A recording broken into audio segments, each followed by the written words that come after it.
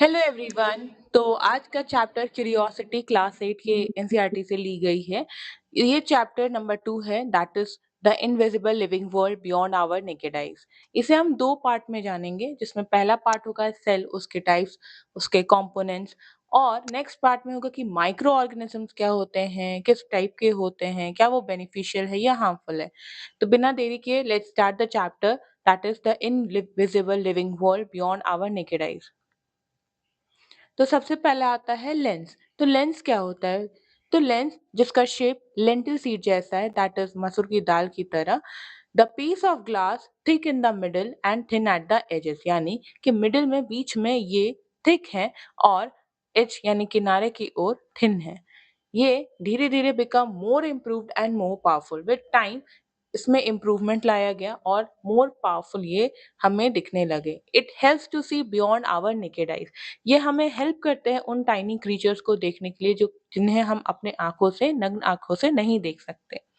Next point आता है organisms. Organisms क्या है? तो all living being whether plants and animal are called as organism. जो भी जीव जंतु होते हैं उन्हें हम ऑर्गेनिजम्स कहते हैं। अब आता है एनसीईआरटी का पहला एक्टिविटी, विच इज एक्टिविटी 2.1।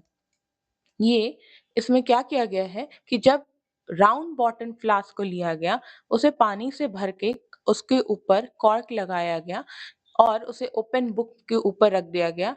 तो जो फ्लास्क फिल्ड विथ वाटर है, वो एक मैग्नीफाइंग ग्लास की तरह काम करने लगा। यानी ये जो राउंड बॉटम फ्लास्क जिसमें हमने पानी से उसे भर दिया और उसके ऊपर से कॉर्क लगा दिया, और जब उसे हमने बुक के पास रखा, तो जो बुक्स में जो लेटर्स थे जो छोटे छोटे दिख रहे थे, वो बड़े साइज में दिखने लगे। ठीक उसी तरह जिस तरह मैग्नीफाइंग ग्लास हमें हेल्प करता है।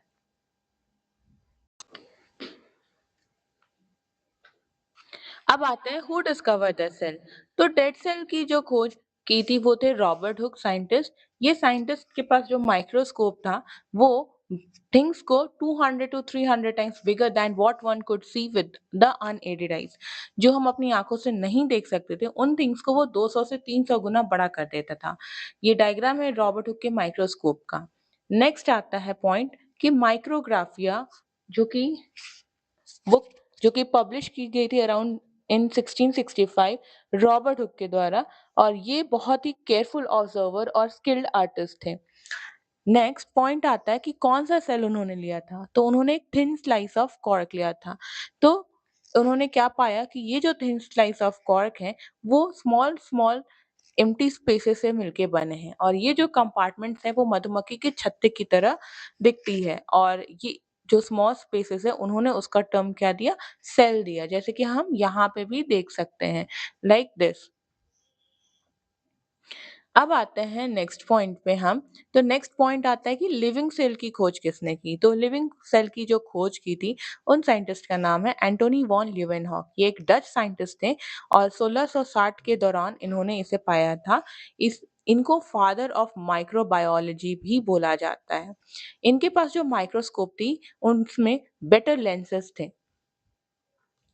ये है हमारे रॉबर्ट हुक, सॉरी, ये है हमारे एंटोनी वॉन ल्यूवेनहॉक और इनका माइक्रोस्कोप। और कौन सी सेल में फाइंड किया था इन्होंने लिविंग सेल? तो बैक्टीरिया और ब्लड सेल्स के through.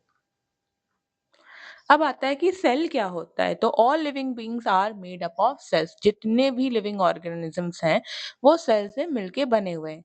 Cell is the structural and functional unit of life. Cell जो है वो स्ट्रक्चर प्रोवाइड करता है, और वो स्ट्रक्चर्ड फॉर्म सेल जो है वो फंक्शन भी प्रोवाइड करता है लाइफ को फॉर्म करने के लिए। It is a complex structure made up of different parts, each with its own special functions to allow the cell and in turn the entire organism to work। ये एक complex structure है जो कि different different part से मिलके बना है, और हर किसी का अपना एक स्पेशल फंक्शन होता है, और इसकी वजह से एक एंटायर ऑर्गेनिज्म का ढांचा फॉर्म करता है और फंक्शंस भी प्ले करता है। ये एक बिल्डिंग ब्लॉक की तरह काम आता है, की तरह रोल प्ले करता है।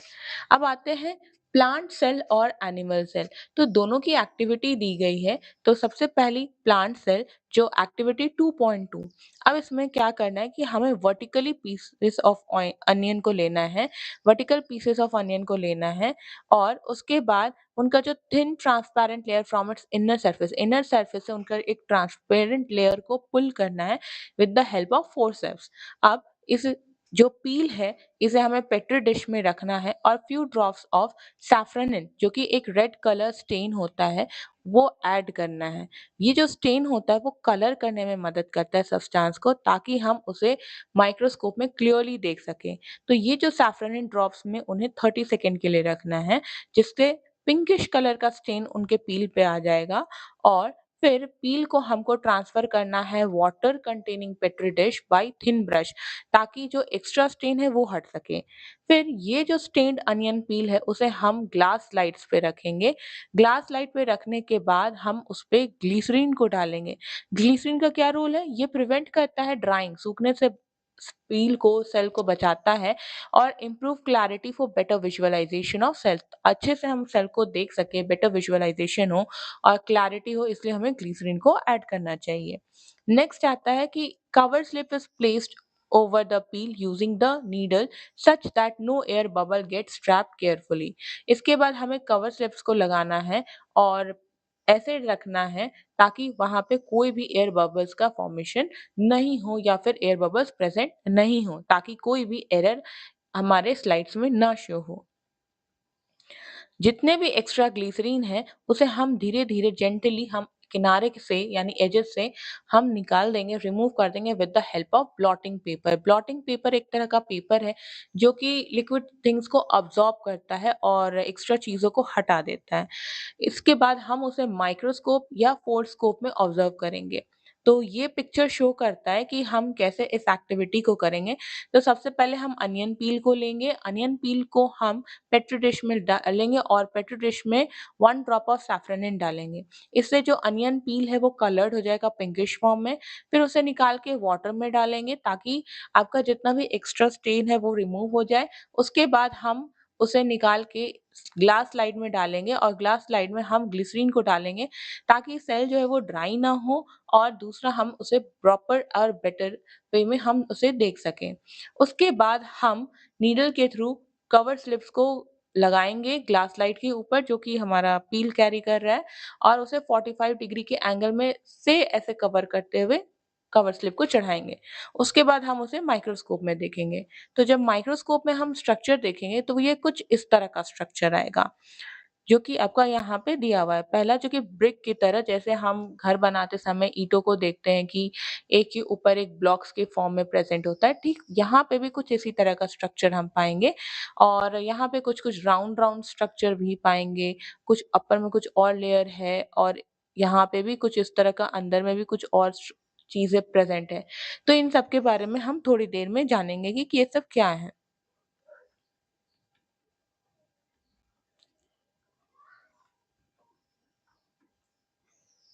अब आते हैं, यहाँ पे क्या बोलता है कि हम कुछ रेक्टेंगुलर स्ट्रक्चर देखेंगे माइक्रोस्कोप के अंदर। These are the cell which are closely arranged without any space between them.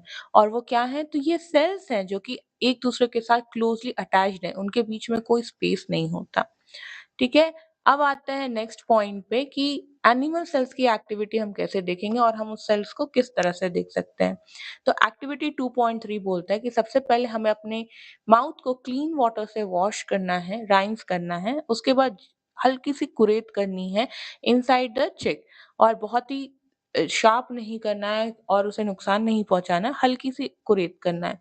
उसके बाद blunt end of the toothpick से हमें वो क्लीन टूथपिक को लेना है और ब्लंट एंड पोर्शन से हमें उस पार्ट को निकाल के स्क्रैप मटेरियल को ग्लास स्लाइड पे रखना है और उसपे 1 ड्रॉप ऑफ वाटर को डालना है, ताकि वो प्रॉपर्ली स्प्रेड हो सके।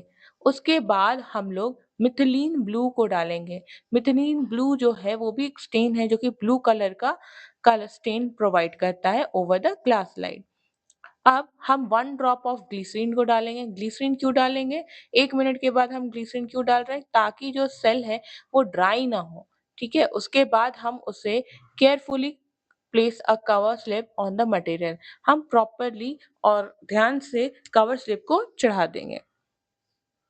उसके बाद जो excess glycerine है उसे हम blotting paper से हटा देंगे from the edges of the cover slip।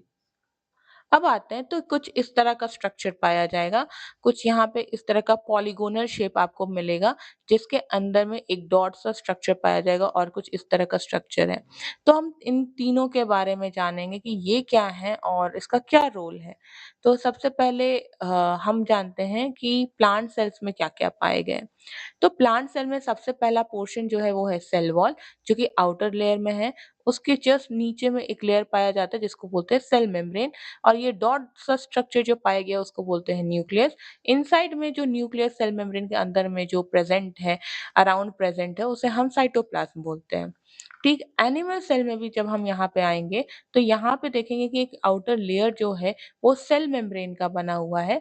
याद रखना कि प्लांट सेल में हमने सेल वॉल को पाया था और एनिमल सेल में हमने सेल वॉल को नहीं पाया। इसके बाद इसके इनसाइड में जो पार्ट प्रेजेंट है उसे हम साइटोप्लाज्म बोलते हैं, और डॉट वाली स्ट्रक्चर जो है उसे हम न्यूक्लियस बोलते हैं।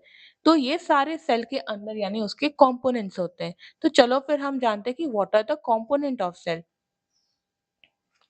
कंपोनेंट या इनसाइड ऑफ द सेल क्या-क्या है? Cell membrane. तो सबसे पहले हम बात करें सेल मेम्ब्रेन का। ये एक आउटर लेयर है और encloses the cytoplasm and nucleus. ये एक आउटर लेयर जो कि साइटोप्लाज्म और न्यूक्लियस को इंक्लोज यानी कवर करता है। It separates one cell from another. ये एक सेल को दूसरे सेल से सेपरेट करता है, अलग करता है। इट इज पोरस, ये छिद्र है, ठीक है, and allows the entry of material essential for life process and exit of the waste material। ये जो मटेरियल हमारे लाइफ प्रोसेस के लिए जरूरी है उसको अलाउ करता है और वेस्ट मटेरियल को रिमूव करता है, एग्जिट करता है। नेक्स्ट पॉइंट आता है साइटोप्लाज्म। साइटोप्लाज्म क्या होते हैं? तो साइटोप्लाज्म जो है वो other component of the cell and compounds like carbohydrate, protein, fat, mineral and salts को कैरी करता है। ये most of the life process take place within the cytoplasm. Life process की जो ज्यादातर चीजें होती हैं वो साइटोप्लाज्म में होती है। नेक्स्ट आता है न्यूक्लियस। न्यूक्लियस क्या है? तो न्यूक्लियस जो है वो regulates all the activity that occur within the cell। Nucleus जिसको हम ब्रेन ऑफ द सेल भी बोलते हैं, ये सारे फंक्शंस को मेंटेन करता है, सारे एक्टिविटी को मेंटेन करता है जो कि सेल के अंदर होगा। It also regulates the growth. ये सेल के ग्रोथ के लिए या फिर ऑर्गेनिज्म के ग्रोथ के लिए भी न्यूक्लियस एक मेंटेन करता है, प्रोसेस को रेगुलेट करता है। नेक्स्ट आता है सेल वॉल। सेल वॉल जो है वो सिर्फ और सिर्फ प्लांट सेल में आता है। तो एक क्वेश्चन आ सकता है, what is the difference between plant cell and animal cell? तो वहां पे एक आंसर बनता है, that is the presence of cell wall which is found only in plant cell, and in animal cell wall is absent। It provides rigidity and strength to the plants। ये plants को rigidity provide करता है, strength मजबूती provide करता है। This is why all cells are arranged compactly with each other and look form structure. और इसी वजह से आप प्लांट्स को भी देख सकते हो कि वो एक कंपैक्टली अरेंज्ड है, मतलब फिक्स्ड है, एक इधर उधर उनकी फ्लेक्सिबिलिटी नहीं है, वो रिजिड है और एक फॉर्म स्ट्रक्चर उनका अपीयरेंस दिखता है। नेक्स्ट आता है plastid. Plastid present in all part of the plant, यानी ये प्लांट सेल्स में पाए जाते हैं। ये टाइनी रॉड स्ट्रक्चर के होते हैं, रॉड शेप स्ट्रक्चर के, और ये तीन फॉर्म में होते हैं, that is chloroplast, chromoplast and leucoplast.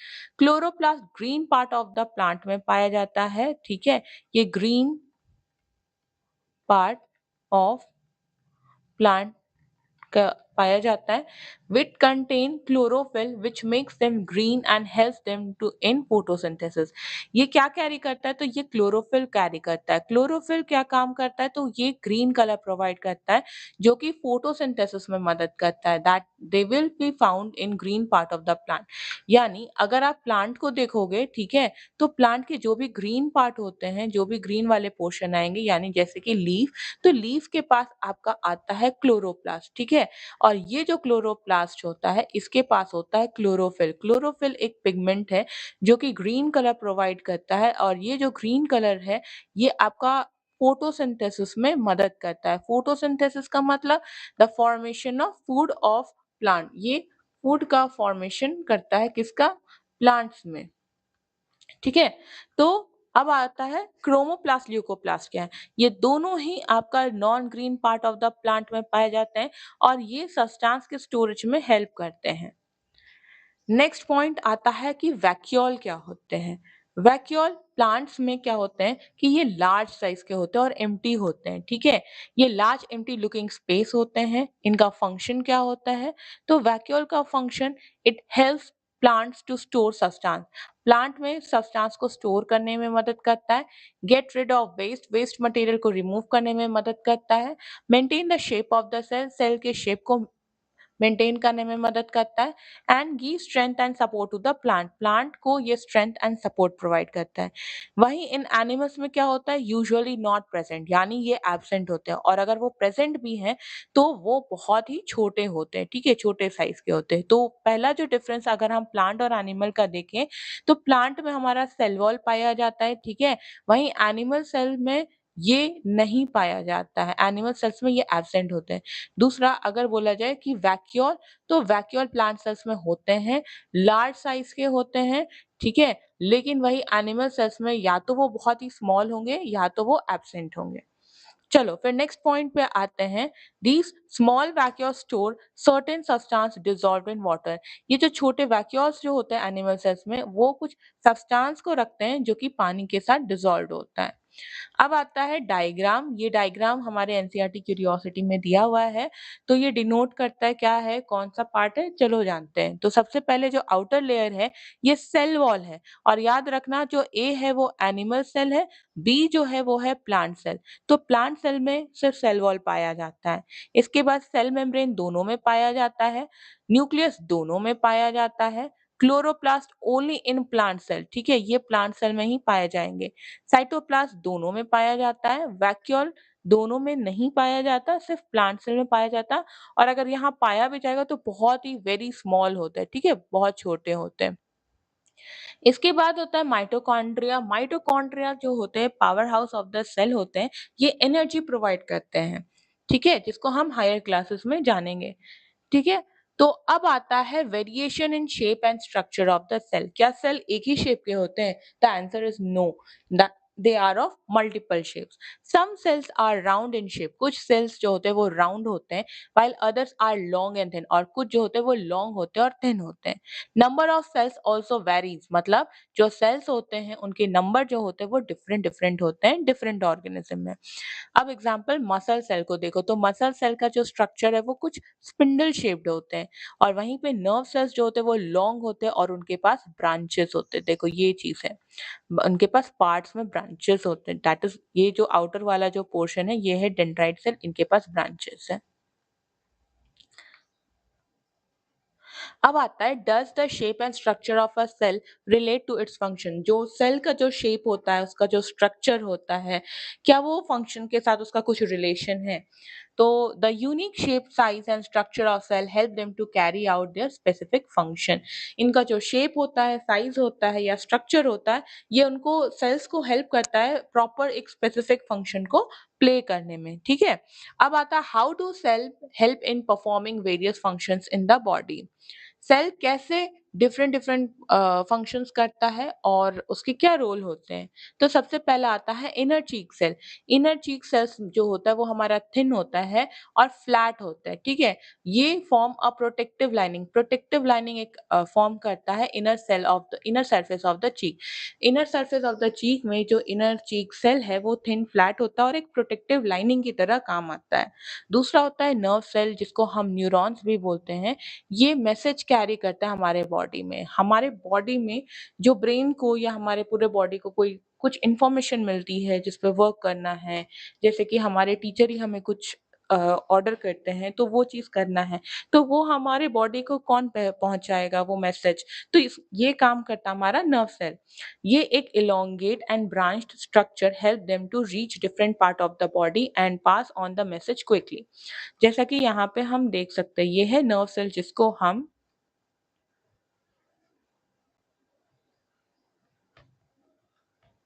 ये है हमारा नर्व सेल जिसको हम न्यूरॉन्स भी बोलते हैं, ठीक है?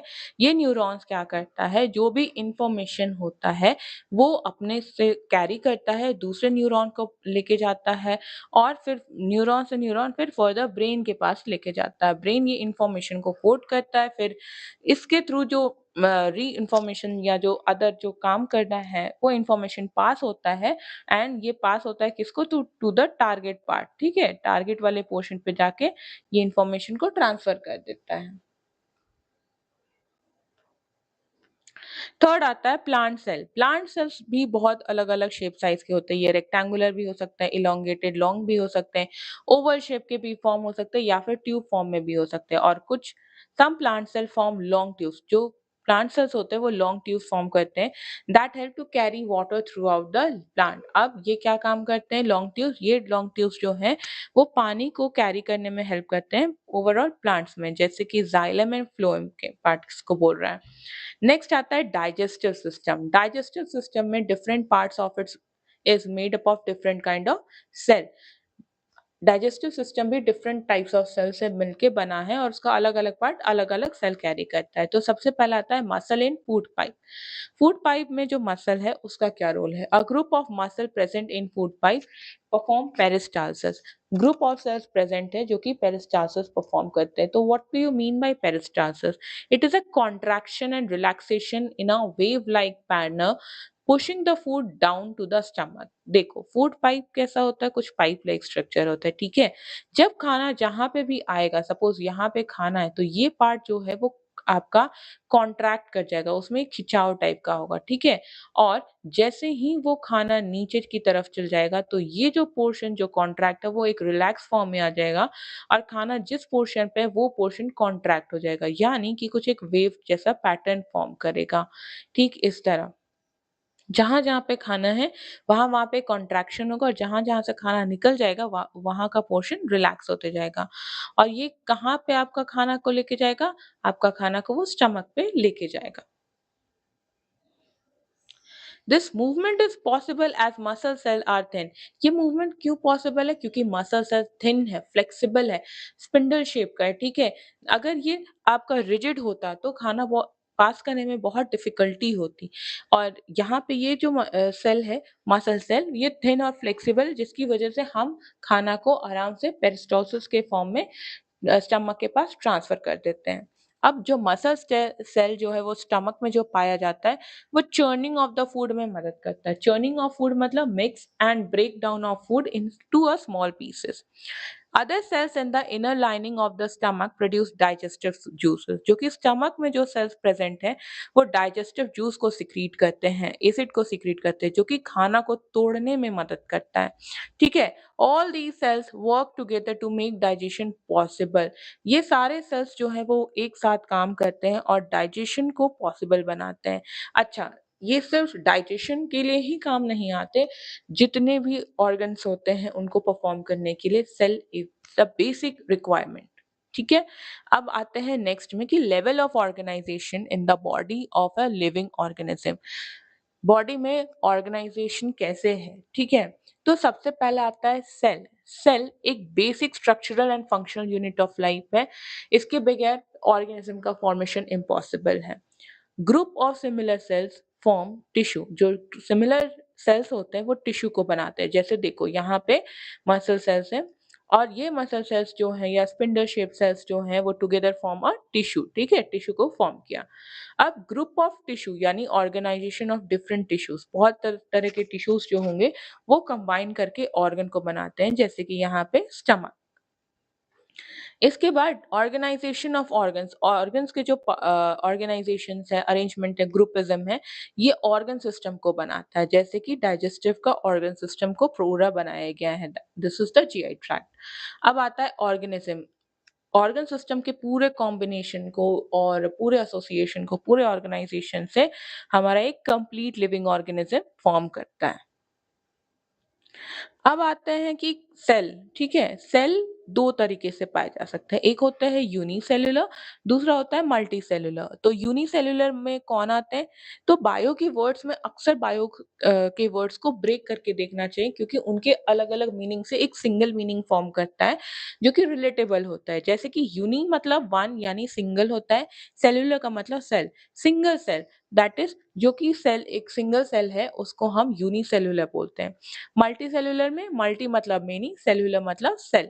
तो जो ऑर्गेनिज्म मल्टीपल सेल कैरी करता है उनको हम मल्टी सेल्युलर ऑर्गेनिज्म बोलते हैं, और जो ऑर्गेनिज्म सिंगल सेल को कैरी करता है उसे हम सिंगल ऑर्गेनिज्म यानी यूनिसेल्युलर ऑर्गेनिज्म बोलते हैं। इसके एग्जांपल्स क्या हो गए? यूनिसेल्युलर के एग्जांपल हो गए अमीबा, मल्टीसेल्युलर के हो गए एनिमल्स, प्लांट्स भी हो सकते हैं। अब आते हैं हम लोग एग के बारे में पढ़ने का। एग ऐसे तो बहुत लोग खाते हैं, तो इनके बारे में भी जान लिया जाए। एग क्या होता है? एग सिंगल सेल होते हैं, beginning of life of a complex living organism. एक सिंगल सेल होता है और ये शुरुआती दौर पे फॉर्म करता है। एक कॉम्प्लेक्स लिविंग ऑर्गेनिज्म को फॉर्म करने के लिए एक की रिक्वायरमेंट होती है। It divide repeatedly to form a complete living being made up of cell. ये कंटिन्यूअसली फर्दर डिवाइड करता है ताकि जो आपका लिविंग बीइंग हो वो एक कंप्लीट फॉर्म हो सके, जो कि सेल का बना हो। ठीक है?